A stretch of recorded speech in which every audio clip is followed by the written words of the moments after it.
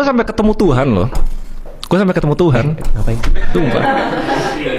Gara-gara Ketemu Tuhan gimana? Coba lu ceritakan ke gue. Gue tuh dari dulu nggak percaya agama. Lalu Gue nggak percaya ada Tuhan.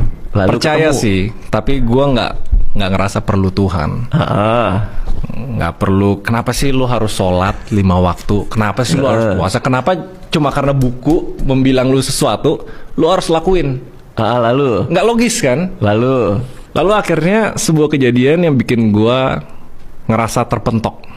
Terpentok tuh otak gue udah nggak bisa solusi, emotional intelligence gue udah nggak bisa kasih solusi. Ujung-ujungnya, karena gue nggak ada pegangan apapun selain diri gue sendiri nih. Keluarga pun nggak bisa kasih solusi. Yaudah gue depresi. Lo sempet depresi? Awal tahun kemarin berarti ya? Atau depresi, dan itu sampai... Lo tahu akarnya kenapa depressionnya muncul? Dulu nggak tahu. Sekarang setelah tanda kutip pencerahan, tahu. Karena lo nggak punya pegangan tadi. Karena gue terlalu bergantung sama diri gue sendiri, dan gue secara internal menaruh ekspektasi yang terlalu tinggi untuk diri sendiri. Oke, nah Jadi pas itu ke break, ya udah, peran spiritualnya di? berserah. Oh, Kayak lu sebagai manusia tuh ada batasnya kan. Jadi framework itu gini, ada 3 nih analoginya ya. Sekuler, emosional atau pencerahan, baru metafisik. Itu kalau resminya di sains. Sekuler tuh yang duniawi. hubungan antar manusia. Iya, Sekularisme pokoknya, kan itu kan? Ya, duniawi pokoknya. Iya. Yang ada di sini gitu loh. Pencerahan itu transcendence. Artinya kita udah sedikit melepas apapun itulah, hedonisme, materialistik, kayak berserah kepada diri sendiri. Pas dia udah pencerahan, baru dia bisa metafisik. Metafisik tuh spiritual, koneksi kita terhadap Tuhan dan lain-lain gitu.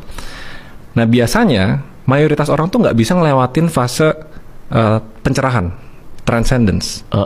Mereka cuma, let's say, terkoneksi di dunia karena Al-Quran dan semua agama berkata begitu, ya udah gue ikutin deh.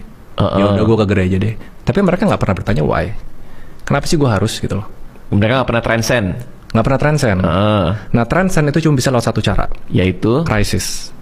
Oke. Kalau nggak ada krisis lo nggak bisa pencerahan. Itu kalau teorinya gue.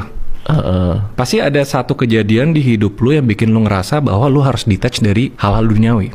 Oke. Karena udah mentok. Lu bergerak ke diri lu nggak bisa, ke keluarga nggak bisa, ke teman nggak bisa, ke uang pun nggak bisa. Lu harus cari kemana? Pas lu mentok di krisis itu ada 2 opsi. Balik ke solusi-solusi duniawi, yang kebanyakan orang nih yang mentalnya nggak kuat. Drugs. Drugs boleh nggak disensor?